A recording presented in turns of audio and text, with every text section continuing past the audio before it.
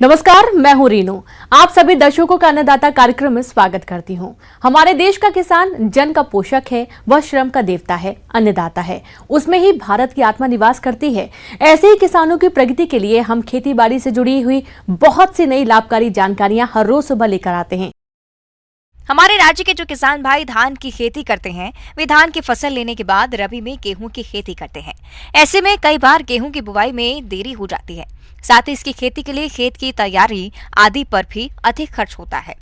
अगर किसान ऐसी परिस्थितियों में शून्य जुताई यंत्र यानी कि जीरो टीलेज मशीन से गेहूं की बुवाई करेंगे तो वे इस तरह से होने वाले नुकसान को बचा सकते हैं, जिस पर जानकारी दे रहे हैं CSSRI करनाल के कृषि वैज्ञानिक डॉक्टर सुरेश कुमार। गेहूं लगाने के लिए किसान भाई जो विधि प्रयोग करते हैं, मैं कहूं कि परंपरागत तरीके से गेहूं लगाते हैं। उसके लिए किसान भाई पराल को धान का है उसको जला देते हैं। लेकिन हाल ही में वैज्ञानिकों ने कई ऐसी तकनीकें ईजाद की है जिसमें किसान भाइयों को आग लगाने की पराल में ज़रूरत नहीं पड़ती है। बिना आग लगाए किसान भाई गेहूं की सीधी बिजाई कर सकते हैं। किसान भाइयों, अब आपको गेहूं की बुआई करने के लिए धान की पराली को जलाने की जरूरत नहीं है, क्योंकि आप जीरो टीलेज विधि से खेत की बिना जुताई किए गेहूं की सीधी बुआई कर सकते हैं, जिससे पानी की बचत होती है। साथ ही खेत में आने वाली कुल लागत में भी कमी आती है। इसके लिए किसान भाई हैप्पी सीडर मशीन है उसका इस्तेमाल कर सकते हैं। इसके लिए किसान भाई स्मार्ट सीडर है उसका इस्तेमाल कर सकते हैं। इन मशीनों के द्वारा किसान भाई धान की कटाई के तुरंत बाद गेहूं की बिजाई कर सकते हैं बिना किसी विलंब के, क्योंकि यदि किसान भाई वेट करता है कई बार कि किस खेत को जोतने के लिए, तो उसमें काफ़ी समय होता है और गेहूं लगाने में काफ़ी देरी हो जाती है। लेकिन गेहूं की जीरो टिलेज तकनीक से गेहूं जो लगाया जाता है उससे किसान भाई समय पर गेहूँ की फसल है वो आसानी से लगा सकता है। और इसके लिए किसान भाई गेहूँ लगाने के लिए आजकल जो नई उन्नत किस्में जो अभी हाल ही में विकसित हुई है, जिसमें से मैं कहूं कि DBW 187 जिसको करण वंदना भी कहते हैं, DBW 222 है, DBW 303 है, ये किस्में किसान भाई हाल ही में गेहूं के लिए इस्तेमाल कर सकते हैं एवं इस जीरो टिलेज विधि से इन किस्मों को लगा सकते हैं।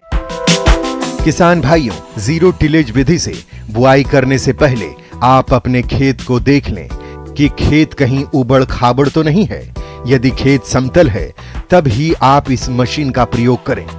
किसान भाइयों, गेहूं की प्रति हेक्टेयर में बुआई के लिए 100 किलोग्राम बीजों की आवश्यकता पड़ती है और फसल को रोग से बचाने के लिए बुआई से पूर्व कार्बन डाइजीन 2 ग्राम से प्रति किलोग्राम बीजों को उपचारित कर लें। उसके बाद ही बीजों की बुआई करें। किसान भाई इस मशीन से लगाने के लिए ये ध्यान रखें कि जब पराल में नमी है वो लगभग ओस के बाद में लगाए, कहें कि 11-12 बजे मशीन शुरू करे, जिससे आराम से जो पराल है वो कट जा सके, जिससे किसान भाई बहुत ही कम लागत में, मैं कहूँ एक ही ऑपरेशन में सारा काम हो जाता है, गेहूं की बिजाई हो जाती है। तो किसान भाइयों को किसी अतिरिक्त जो खर्चा है वो नहीं करना पड़ता है। इस मशीन से खाद भी गेहूँ के साथ में बुआई किसान भाई कर सकते हैं। इस विधि में खाद है वो बुआई के समय ही हम जो हमारा DAP है वो बीज देते हैं। किसान भाइयों को मैं यही मैसेज देना चाहूँगा कि आधुनिक इस दौर में वैज्ञानिकों ने बहुत सी ऐसी तकनीक ईजाद की है जो किसान भाइयों को अपनाकर बहुत ही कम लागत में अच्छा मुनाफा ले सकते हैं। साथ ही साथ अपनी मृदा का है वो सेहत भी वो सुधार सकते हैं एवं पर्यावरण में होने वाले प्रदूषण को वो है कम कर सकते हैं। घटते हुए भूमि का जलस्तर और वर्षा की अनियमितता के चलते प्रदेश में जल संकट गहराता जा रहा है। इसलिए किसानों को पानी की बर्बादी पर रोक लगाने के लिए सूक्ष्म सिंचाई पद्धतियों को अपनाने की जरूरत है, जिसके अंतर्गत आज हम बात करते हैं ड्रिप सिंचाई प्रणाली की। तो इस विधि से सिंचाई करने के कौन कौन से लाभ हैं और इसका प्रयोग कैसे किया जाता है, इसकी जानकारी दे रहे हैं विषय विशेषज्ञ दीपक चौहान।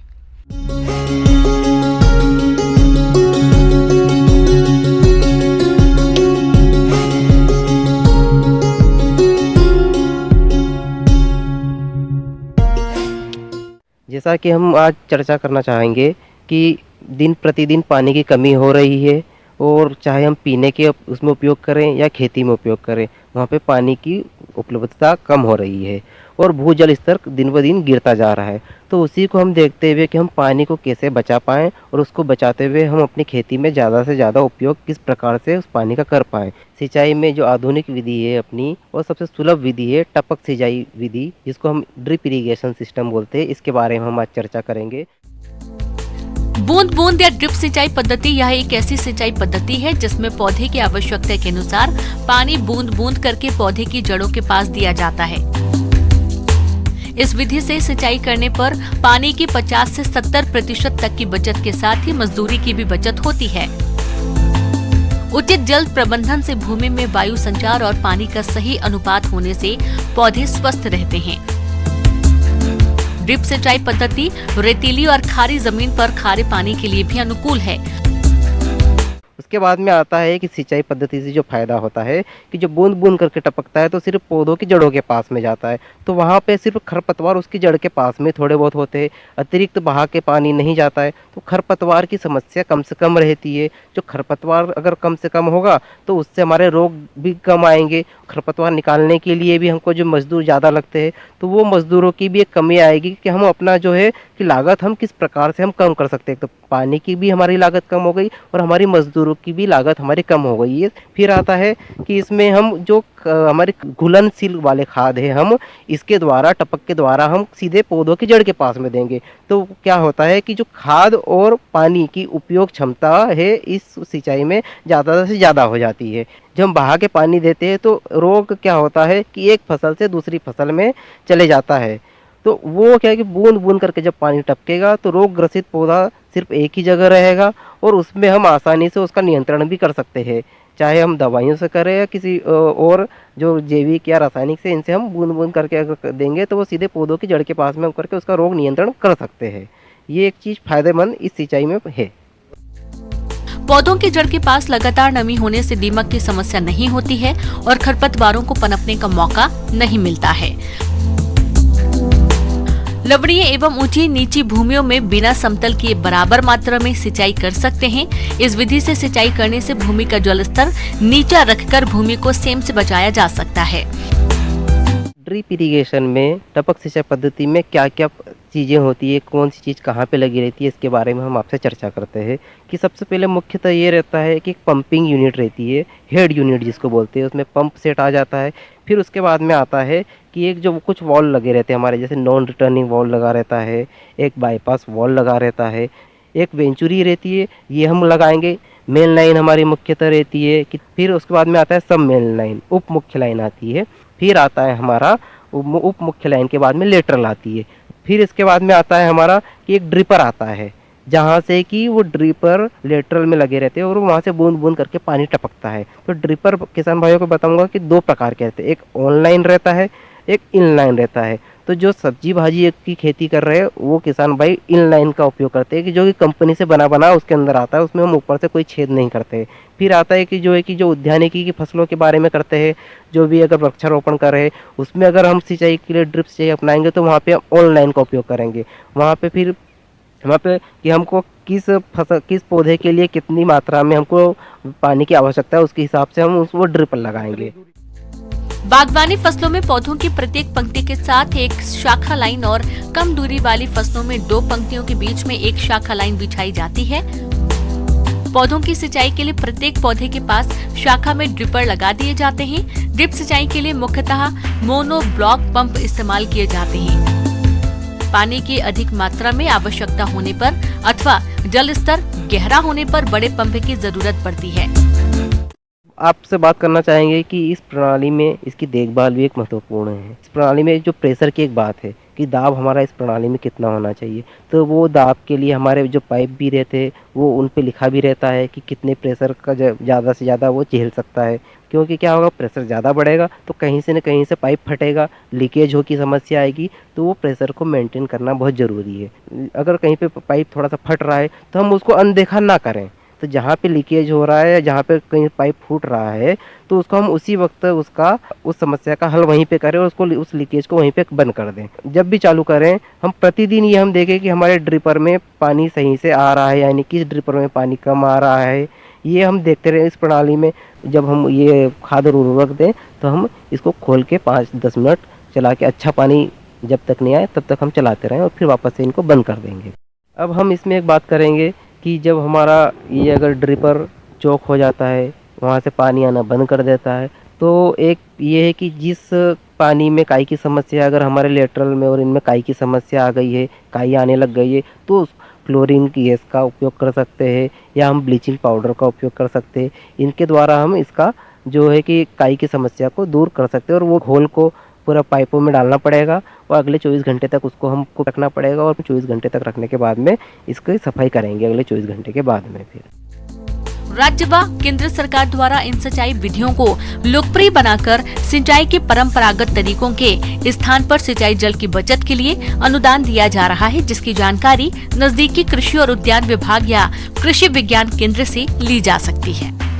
अपने यहाँ पे सभी के यहाँ एक उद्यान विभाग है, हॉर्टिकल्चर डिपार्टमेंट है, वहाँ पे जो उद्यान विस्तार अधिकारी है उनसे अपन संपर्क कर सकते हैं और अलग अलग वर्ग के लिए अलग अलग प्रकार से इसमें छूट है, अलग अलग योजनाएं भी है इसमें। तो आप उनसे मिलके अपन पता कर सकते हैं कि आपको क्या क्या कितने प्रतिशत में सब्सिडी मिल रही है और आपको इस ये लेने के लिए और कितने एकड़ में लेने के लिए, किस फसल में लेने के लिए क्या क्या कागज़ भी लगेंगे और किस प्रकार से आप इसको लेने के लिए कहाँ पे आप जाएं, ये कहाँ पे जाके अपना फॉर्म दें। तो आप उनसे मिलके अपना ये चीज़ कर सकते हैं कि आपको किस प्रकार से ये प्रणाली लेनी है। ब्रेक के बाद एक बार फिर से आप सभी दर्शकों का अन्नदाता कार्यक्रम में स्वागत है।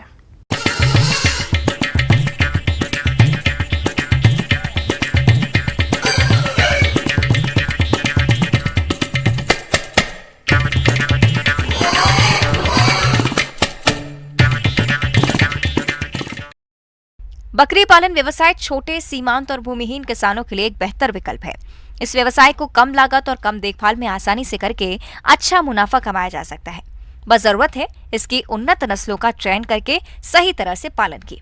तो आप बकरी पालन के लिए कौन सी नस्ल का चयन करें और इसका पालन किस प्रकार से करें, इस बारे में जानकारी दे रहे हैं डॉक्टर मनीष कुमार।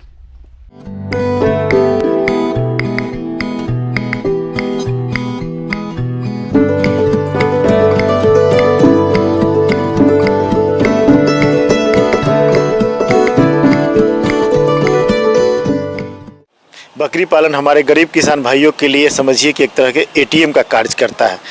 और जिस तरह से किसान खेती पर निर्भर है, खेती से उनको सालों भर आय नहीं प्राप्त होता है, लेकिन बकरी पालने से उनको जब भी किसी तरह की आकस्मिक पैसे की आवश्यकता होती है वो बकरी बेच के जो है कि उस समय उस आवश्यकता को पूरा करते हैं। खेती और पशु दोनों एक दूसरे के पर्याय हैं। प्रदेश की आजीविका इन्हीं दोनों के इर्द गिर्द अधिकांश घूमती है। खेती कम होने की दशा में लोगों की आजीविका का मुख्य साधन पशुपालन हो जाता है। खेती में पशुपालन एक महत्वपूर्ण अव्यय के रूप में हमेशा से उपयोगी रहा है। आज हम बकरी पालन व्यवसाय की बात कर रहे हैं, जिसके माध्यम से गरीब किसान अपनी किस्मत न सिर्फ सुधार सकते बल्कि चमका भी सकते हैं और उसको थोड़ी सी पूंजी और जानकारी के साथ शुरू कर सकते हैं, क्योंकि इसमें जोखिम बहुत कम होता है। साथ ही यह व्यवसाय अच्छी आमदनी का जरिया साबित हो सकता है। ब्रीड की जहाँ तक बात है, हमारे राज्य के किसानों के लिए सबसे बढ़िया जमुनापारी ब्रीड होगा, जो कि काफ़ी ग्रोथ देता है। जमुनापारी के अलावा बीटल, बर्बरी, ब्लैक बंगाल, सिरोही इत्यादि ब्रीड भी हमारे राज्य में पाए जाते हैं और उनका भी अच्छा ट्रैक रिकॉर्ड है। इस ब्रीड को किसान पालते हैं तो चूँकि हमारी मिट्टी से जुड़ा हुआ है, एडेप्ट कर चुका है, तो बीमार कम पड़ने की संभावना रहती है। रही बात जो है कि देखभाल की, तो आहारीय व्यवस्था की पहले बात कर लेते हैं। बकरी को जनरली हम लोग जानते हैं कि बकरी चरती है और फ्री में सब कुछ उसको मिलता है। फिर भी चरने के समय बकरियों का एक आदत होता है कि वो लंबा, आप देखेंगे वो कभी ध्यान से, तो बकरी ऊंचा चर चर के खाना पसंद करती है। तो हम लोग वैसे छोटा छोटा पेड़ लगाते हैं जिससे बकरियाँ जो है कि चर के उनके पत्ते को खाए, और साथ में प्रॉपर और बढ़िया ग्रोथ के लिए हम लोग को उनको चरने के अलावा कुछ सप्लीमेंटेशन दाना भी देना आवश्यक होता है, जो कि हम एक प्रति वयस्क बकरी 250 ग्राम जो है कि दाना मानते हैं। दाना जो है हमारा स्थानीय उपलब्ध है, मक्का, गेहूं या किसी तरह का दलहन और खल्ली मिला के हम लोग सबको मिश्रित करके तैयार कर सकते हैं। हम लोग को ध्यान देना है कि उसमें नमक अवश्य हो और साथ में जो है कि मिनरल मिक्सचर, जो कि आसानी से उपलब्ध है पशु दवाखानों में, वहाँ से आप मिनरल मिक्सचर लेके प्रति बकरी 15 से 20 ग्राम प्रतिदिन देते हैं, तो बकरी का ग्रोथ अच्छा होता है। बकरी फार्म हाउस या बकरी का शेड बनाने के लिए सही जगह का चुनाव करना बेहद अनिवार्य है। बकरी के आवास के लिए हम ऐसी जगह को चुनें जहां बकरियों के चरने की जगह और आसपास का क्षेत्र हरा भरा हो, जिससे हम बकरियों को चराकर उसे हरा चारा उपलब्ध करा सके और यह जगह शहर से दूर किसी गांव में आसानी से उपलब्ध हो। वहां बिजली की व्यवस्था हो, खाद्य सामग्री की आसान उपलब्धता, परिवहन और पशु चिकित्सा सेवा अच्छी प्रकार से मिल सके। किसान भाइयों, 1 से 2 एकड़ जमीन इस व्यवसाय को शुरू करने के लिए काफी है। बकरी पालन व्यवसाय की शुरुआत 10 बकरी और 2 बकरों के साथ की जा सकती है। घर जब बनाएंगे तो घर का जो है कि बीच का ऊंचाई 12 फीट के आसपास होना चाहिए और किनारों पे कम से कम 7 से 8 फीट होना चाहिए। और प्रयास करेंगे कि ज़मीन जो जहाँ पे घर हम बना रहे हैं वहाँ पे आसपास के ज़मीन से ये कम से कम 2 से 3 फीट ऊंचा हो, एक प्लेटफॉर्म टाइप का हो। बकरियों को देखभाल में सबसे ज़्यादा इम्पोर्टेंट क्या है कि उनसे हम लोगों को बच्चा लेना है और वो एक बकरी खुद बढ़ेगी और जब तक बच्चा नहीं होगा तो हमारा जो है कि बकरी पालन सफल नहीं होगा। तो बकरी का अगर खाना संतुलित रहेगा, उसको मिनरल मिक्सचर और नमक दिया जाएगा तो समय से जिस तरह से गाय हीट में आती है उस तरह से बकरी भी हीट में आती है और इसका भी साइकिल 21 दिन का होता है। 21 दिन में हीट में आती है। हम उसको प्रॉपर जो है कि बकरे से, अब तो कृत्रिम गर्भाधान बकरियों में भी उपलब्ध हो गया है, शुरू हो गया है और तो वो भी एक अच्छा तरीका है। तो किसी तरह से बकरी का अगर हम प्रजनन करवा देते हैं 21 दिन में हीट का पहचान करके, हीट का पीरियड 12 से 36 घंटे का होता है जिसके बीच में हम करवाते हैं। रही बात बीमारियों की, तो बचाव ही सबसे बड़ा उपचार है। तो उस कड़ी में हम देखते हैं कि सबसे पहले बकरी चूँकि घास फूस खाती है, मिट्टी का लगा हुआ सामान हमेशा खाती है, तो हम लोग बकरी का क्या करेंगे कि डिवर्मिंग, कृमिनाशक दवा हर 6 महीना में, 4 से 6 महीना में एक बार देंगे और जब भी कृमिनाशक दवा देंगे हम लोग एक लिवर टॉनिक उसको अवश्य देंगे। वैक्सीन है जिससे बकरी में आने वाली बीमारियों से, स्पेशली वायरल बीमारियों से बचा जा सकता है। और सबसे इम्पॉर्टेंट बीमारी है पीपीआर। पीपीआर में क्या होता है कि बकरी का पैखाना काफ़ी पतला हो जाता है, सर्दी जो है कि उसको होता है और नाक भी चलने लगता है, पेट भी चलने लगता है और बकरी खाना वाना छोड़ देती है। अगर समय उसका इलाज नहीं किया जाए तो उसका मृत्यु हो जाता है। तो पीपीआर का वैक्सीन काफ़ी इंपॉर्टेंट है, साल में एक बार सरकार के द्वारा भी कराया जाता है। लेकिन जो बड़े बकरी पालक हैं उनका अगर वैक्सीनेशन नहीं हो पाता है, उस समय उनके पास बकरी नहीं है, तो वो अपने स्तर से भी बाजार से लेके उस वैक्सीन को करवा सकते हैं।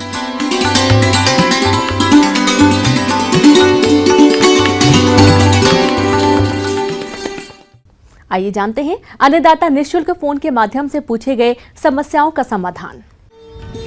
आज के अन्नदाता हेल्पलाइन में जिस प्रश्न को कार्यक्रम में शामिल किया गया है उसे पूछा है जिला हनुमानगढ़ के किसान वीरेंद्र यादव ने।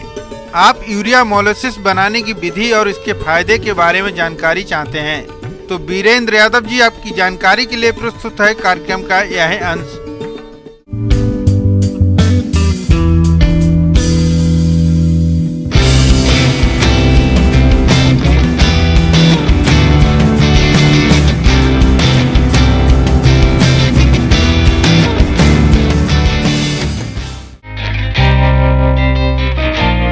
कृषि और डेयरी व्यवसाय आजीविका का एक महत्वपूर्ण साधन है। कृषि में आय की अनिश्चितता के कारण किसानों को समन्वित कृषि प्रणाली अपनानी चाहिए। इस क्षेत्र में अधिकतर पशुपालकों द्वारा अपने पशुओं को न तो संतुलित मात्रा में आहार दिया जाता है और न ही पूरक आहार का समावेश किया जाता है। पशु आहार की दिनों दिन बढ़ती हुई कीमतों के कारण प्रति लीटर दुग्ध उत्पादन मूल्य बढ़ रहा है, जिसके फलस्वरूप पशुपालकों को शुद्ध लाभ में कमी हो रही है। अतः पशुपालक वैज्ञानिक तरीके से पशु आहार प्रबंधन कर अपने पशुओं से अधिक दूध उत्पादन प्राप्त कर सकते हैं।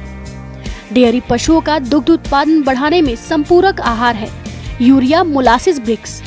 Urea molasses mineral block urea molasses खनिज मिश्रण और अन्य सामग्री के उपयुक्त अनुपात में मिश्रण के द्वारा तैयार किया जाता है। यह दुधारू पशुओं के लिए ऊर्जा, प्रोटीन और खनिज तत्वों को आसानी से उपलब्ध कराने का बेहतर स्रोत है। यूरिया मोलासिस मिनरल ब्लॉक पशुओं को खिलाने से उनके भरपूर मात्रा में पोषक तत्व तो मिलते हैं। हरे चारे की कम उपलब्धता वाले क्षेत्रों में यूरिया मोलासिस मिनरल ब्लॉक बहुत ही उपयोगी है।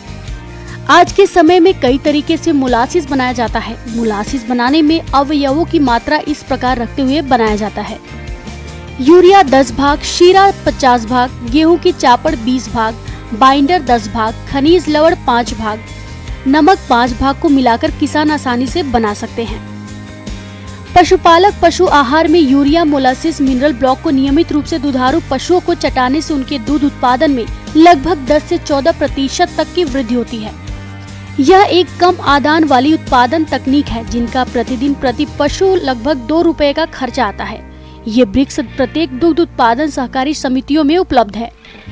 इस वृक्ष को दुधारू पशुओं को चटाने के लिए नाद पर लटकाते हैं। इसके अलावा तसला, तगारी में रखकर पशुओं को नियमित रूप से चटाएं। इस वृक्ष को चटाने में पशु चारा, दाना और बंटा चाव से खाता है। यह वृक्ष आहार की पाचकता को बढ़ाती है। पशुपालक ध्यान रखे कि इस वृक्ष पर मिट्टी आदि न लगे और इस वृक्ष को 6 माह से कम उम्र के बछड़ा बछड़ी को न चटावे। यूरिया, मोलासिस वृक्ष पशुओं को खिलाने के फायदे हैं अनेक। पशुओं को सूखाग्रस्त या अकाल की स्थिति में जिंदा रखने के लिए दिया जाता है। इससे पशु को प्रोटीन की पूर्ति रहती है, जिससे कि पशु की शारीरिक वृद्धि और विकास बराबर बना रहता है। खनिज लवण की पूर्ति भी पशु को बराबर बनी रहती है, जिससे पशु में बांझपन जैसी समस्या नहीं आती है। साधारण अवस्था में भी यदि पशु को इस ईंट का उपयोग करवाते हैं तो इस ईंट में उपस्थित उच्च प्रोटीन, कार्बोहाइड्रेट व खनिज लवण की मात्रा के कारण पशु का दूध उत्पादन बढ़ता है। शारीरिक वृद्धि और बांझपन जैसी समस्याएं दूर होती हैं। पशुपालक को डेयरी से अच्छा लाभ भी मिलता है।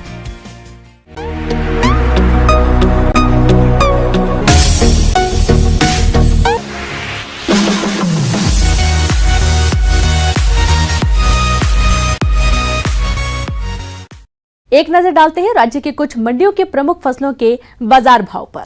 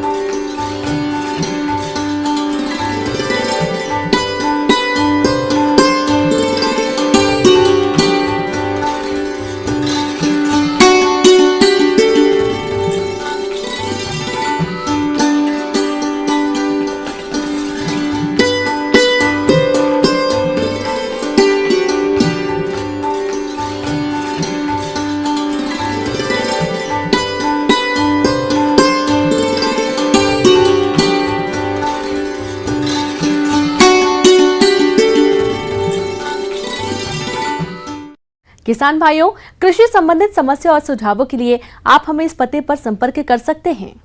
प्रोड्यूसर अन्नदाता news 18 Rajasthan, Ramoji film city, Hyderabad 501512। साथ ही आप हमें ईमेल भी कर सकते हैं। हमारा ईमेल है p18annadatarajasthan@nw18.com। इसके अतिरिक्त आप हमें निःशुल्क हेल्पलाइन नंबर 1800889216 पर सोमवार से शनिवार सुबह 10 बजे से शाम 4 बजे के बीच संपर्क कर सकते हैं। अब समय हो रहा है आपसे विदा लेने का। कल फिर मुलाकात होगी कृषि से जुड़ी महत्वपूर्ण जानकारियों के साथ। नमस्कार।